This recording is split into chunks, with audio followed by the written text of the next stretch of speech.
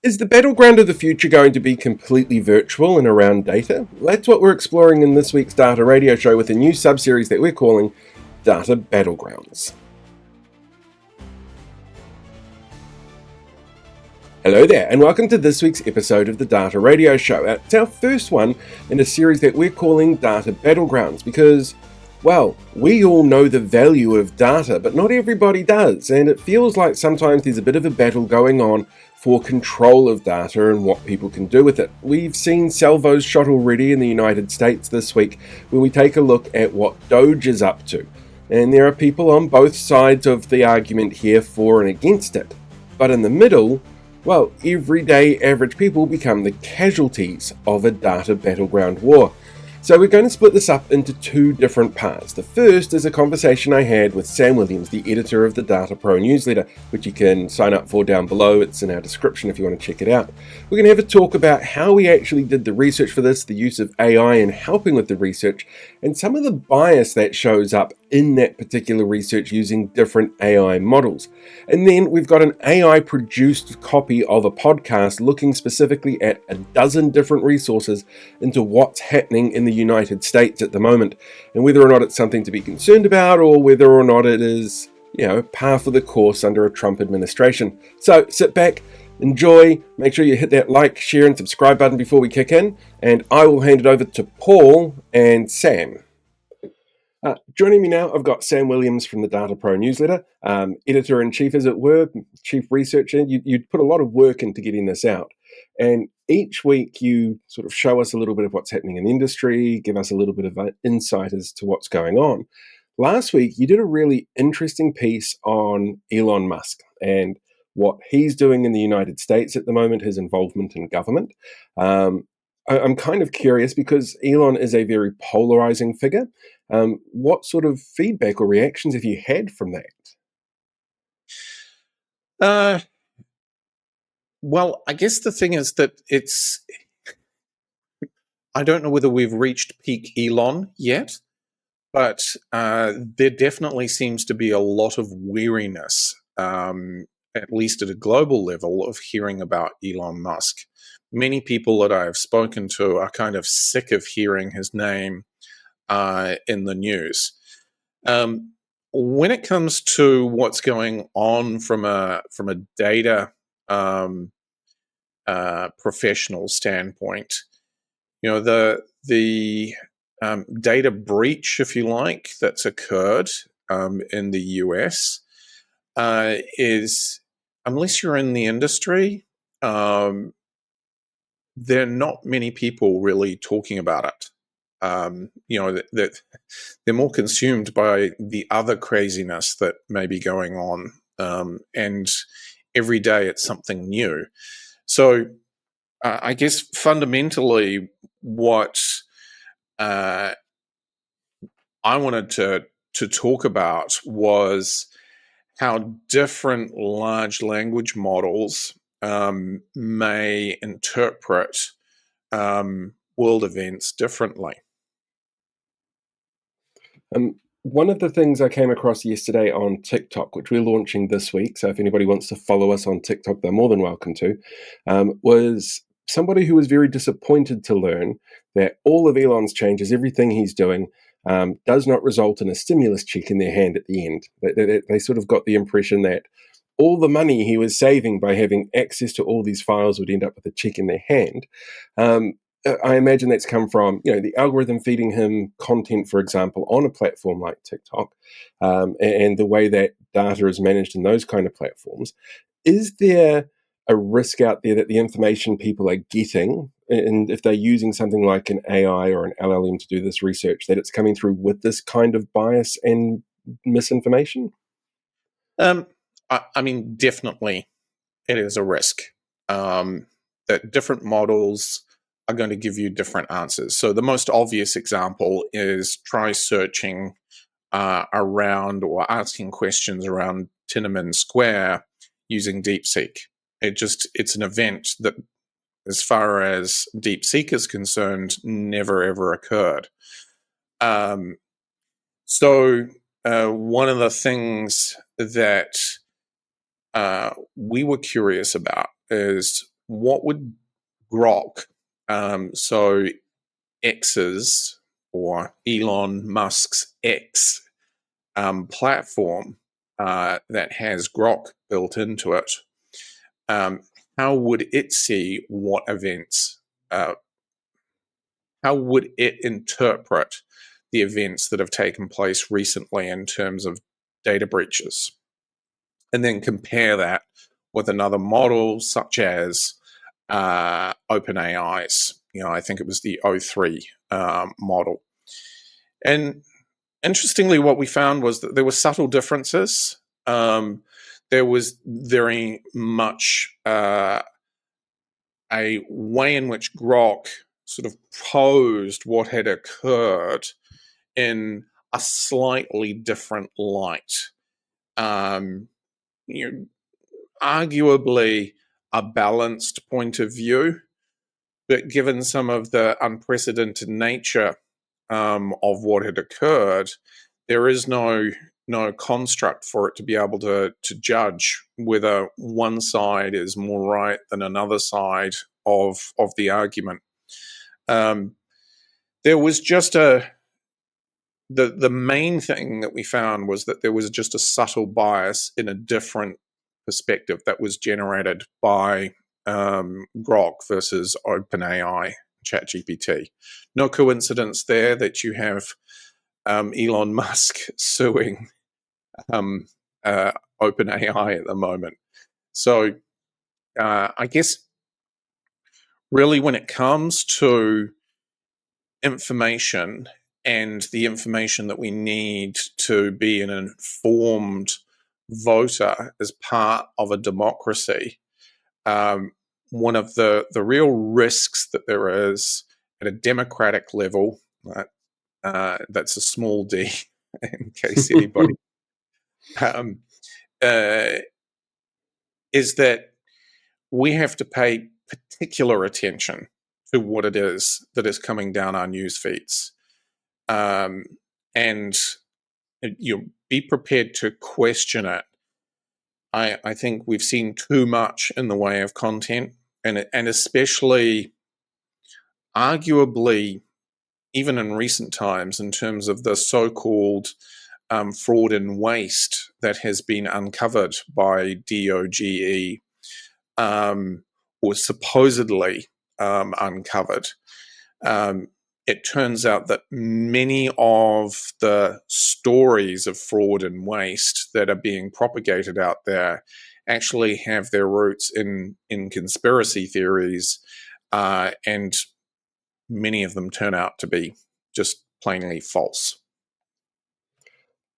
Do you think this is, because it's made lots of headlines all over the world, it's obviously made headlines in the United States, do you think for a lot of people this is a wake-up call as to just how much data the government has on them and how susceptible it could be to the whims of an individual? I think fundamentally it's a call to data engineers and data professionals to make sure that you have the right ethical guide rails in place. That what the law might say in one place, one jurisdiction versus another, is open to interpretation. There is a higher order, if you like, imperative, which is, almost like the Hippocratic Oath, that doctors swear to do no harm. That from an ethical standpoint, in terms of protecting people's privacy, and masking personally identifiable information, or PII, has a moral imperative or an ethical dimension to it that is not necessarily about the legal compliance requirements. One of the things that you and I both are well aware of is that there is some issues around data literacy everywhere. It doesn't matter where you are in the world, there are issues around the levels of data literacy going on. Is this kind of action the kind of action that takes advantage of those levels of literacy? Yeah, I guess that's the dimension around what we consider to be private information and what value actually lies in our information. So data literacy is not just about understanding how facts and figures apply in a particular set of circumstances. It's also having literacy around what is the appropriate use of data and what protections should be in place for you as an individual to prevent exploitation. And that most commonly takes place as fraud in terms of scams, because large databases have been hacked. But there are more subtle and insidious ways in which information can be used, or your data and your privacy can be breached, that from a literacy standpoint, it's important that you understand what rights you're giving up when you do actually check the box, or you accept that user agreement, or you give away your information for free and also give up all of your rights that are associated with it. I think that's a large part of what GDPR was about. And it is fascinating that no comparable legislation exists in the United States. So it is kind of like the Wild West. And thinking about the privacy breach that there has been, or the arguable privacy breach that there has been in the US, they're relying on legislation that dates back to, I think it's 1974. But it was post-Watergate and the Nixon period, where there were egregious breaches of people's privacy. Since 1974, there's been next to nothing in the States to protect your privacy. Which brings me really nicely, actually, to the other thing that we're doing in this week's episode. We're launching Data Battlegrounds, which is done with the help of AI, where we've fed it a whole bunch of different information on a specific topic. And this week's topic is around Elon and what's been happening over in the Department of what was it? Department of Government Efficiency, DOGE. I'm kind of curious. Or doggy. I prefer to call it doggy. That makes sense, yeah. How does the G sound in government? Yeah, it sounds like a hard G, so it'd be doggy. But you can't tell some people these things. What for you is the most exciting part about looking into data battlegrounds and the sort of battle areas around people's data? Well, I guess the inception for this was you and I having a conversation about some of Elon Musk's acquisitions over time, and how the thread of acquisition of data sets has been a big theme in the rise of Elon Musk's power and wealth, arguably. So, as an example, there are many that would say that the acquisition of Twitter was, he grossly overpaid for it. But what he did acquire was a massive data set in terms of, was it roughly 8 million people on it? It's one of the smaller social networks. But the true value in paying the $40 odd billion that he did for Twitter actually lay in the data. One of the things that he has been systematically and progressively doing with Tesla to achieve full self-driving, or FSD, is mining and harvesting a lot of spatial data and information. That really the value of Tesla lies in the massive amounts of data that each one of those vehicles is collecting each day, which was particularly innovative when compared to traditional car manufacturing. And the thought process that went behind it. Obviously, to engineer rockets, to do that successfully, it takes massive amounts of data and modeling and experimentation. So I don't think it's any coincidence, for instance, that the thing that DOGE has gone after is everyone's data, because in there is value of some kind. Now, what you would describe the value as being is different depending on your point of view. So I guess I think we've entered an age and a time where he who owns the data is actually in a class of their own. It's a scary thought, somebody having that much power. And it's kind of snuck up on people because it's been gradual with the evolution of the way that data works and how we interact with it. I'm really looking forward to hearing what the AI has come up with, what Notebook has come up with on this one, because we've fed it about a dozen different pieces of content and asked them really specifically, what's going on? How safe are people's data? So I'm really looking forward to actually sitting down and hearing this episode. Yeah. I think that, the old saying, well, I say old saying, a decade ago, people were talking about how data is the new oil. Well, I actually think that we are really starting to, I don't know whether you call it reap the rewards of that point of view, or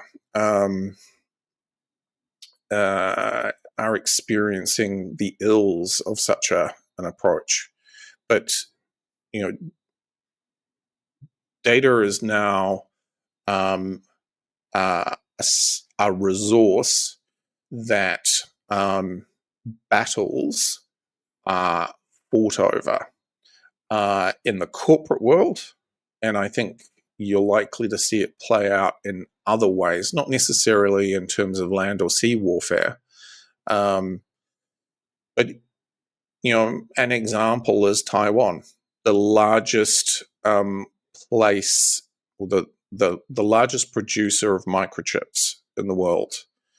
And really, the fight that may be unfolding over Taiwan is for control of the chips that process all of this data. So these are all interesting perspectives to bring to the table.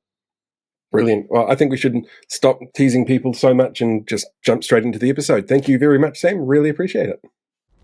You're welcome.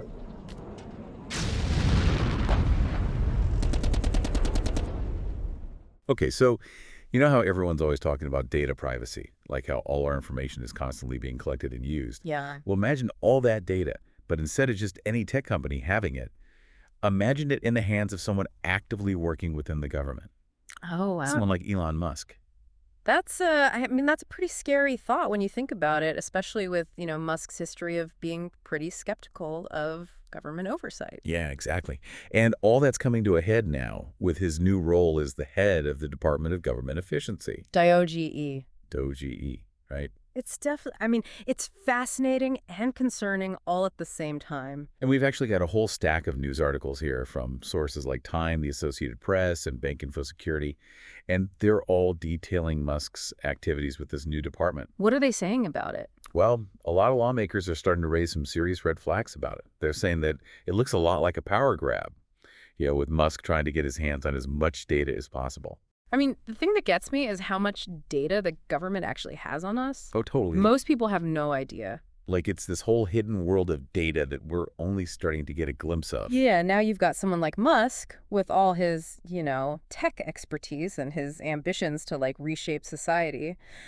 He's got a level of access that's raising eyebrows, for sure. Let's back up for a second, just talk about Musk and his history with the government. Okay. He's always been very vocal about how much he dislikes government regulations. Right, especially when it comes to his own companies like Tesla and SpaceX. Exactly. He's really been hammering on this idea of bureaucratic inefficiencies and government overreach for a while now. And that skepticism, combined with his very, very public support of Trump's 2024 campaign, It kind of makes sense why he ended up as the head of DOGE. Yeah, I can see that. So what's his stated mission for DOGE? Well, basically to make the government more efficient, cut down on unnecessary spending, things like that. Which on the surface sounds pretty good. Oh, absolutely. I mean, who doesn't want a more streamlined and cost-effective government? Well, But critics are starting to ask some tough questions. Like what?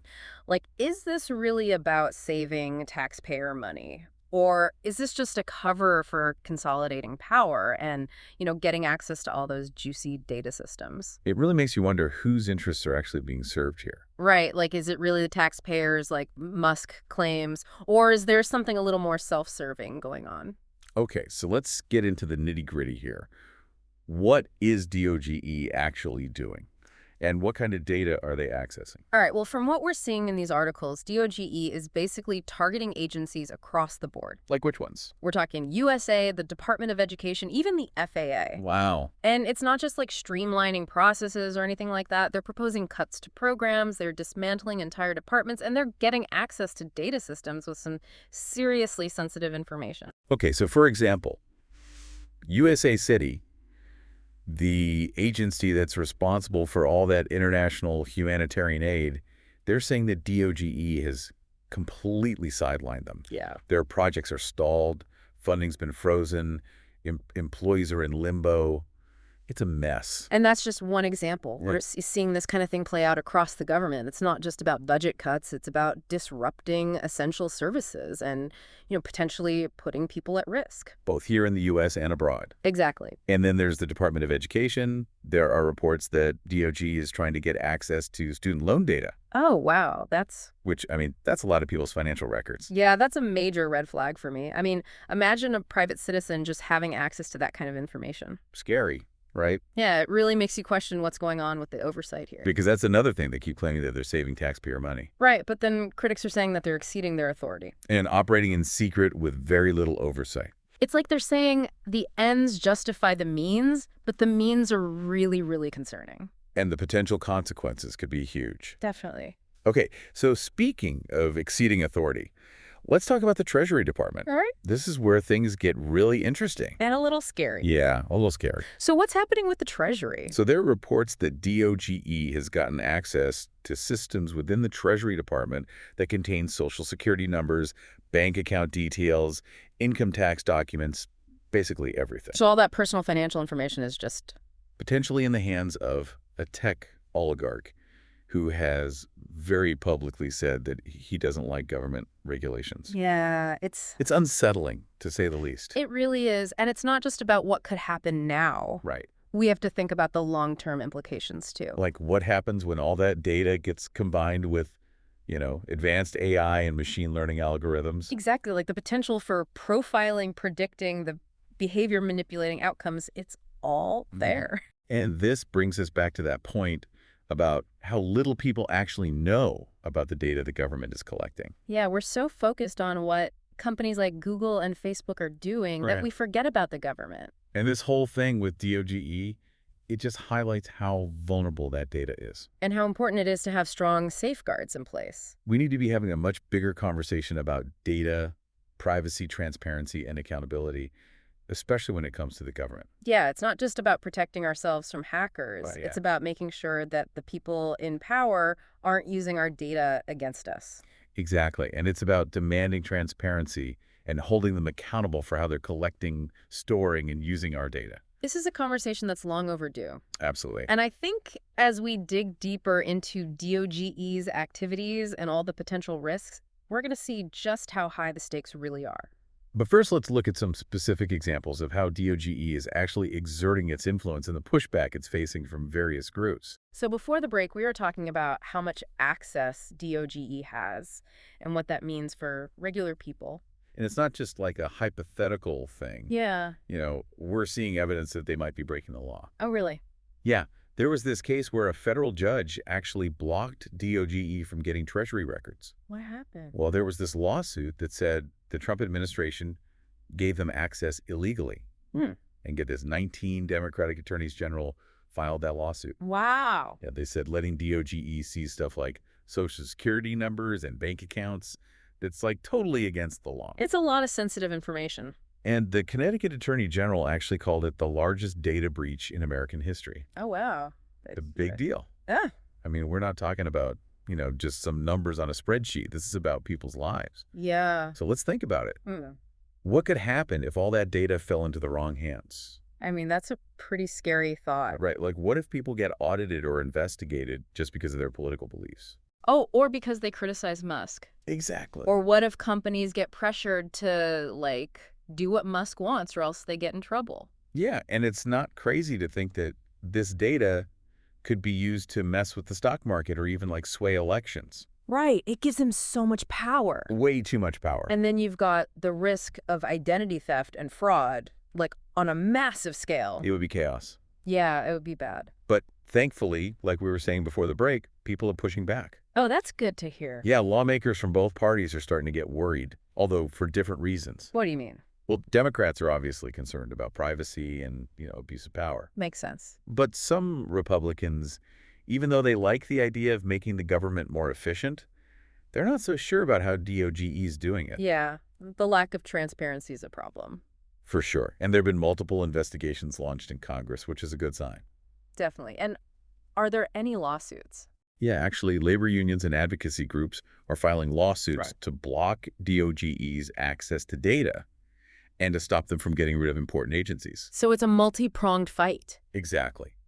Legal challenges, investigations, public pressure, it's Well- all happening. That's good to hear. It means the system's working. It shows that checks and balances are important and that nobody is above the law, not even Elon Musk. Yeah, that's a good point. So speaking of pushback, let's talk about USAID. Okay. This is the agency that's responsible for all that humanitarian aid around the world. Right. And they've become like a prime target for DOGE. Really? Why? Well, Musk says he wants to shut them down completely. What? Yeah, he says they're wasteful and inefficient. Classic government bureaucracy. But they do so much good work. I know. And that's why there's been so much opposition to this idea, like from aid groups, humanitarian workers, even foreign governments. Yeah, it would be devastating to shut them down. Totally. And they've actually filed a lawsuit to stop it. Oh, wow. And a federal judge put a temporary hold on the shutdown. So they can keep operating for now. Exactly. It was a huge victory. That's amazing. It was a big message to DOGE that they don't have unlimited power. So what happens next? Well, the lawsuit is still going on, Mm-hmm. and people are working hard to make sure USA can keep doing their work.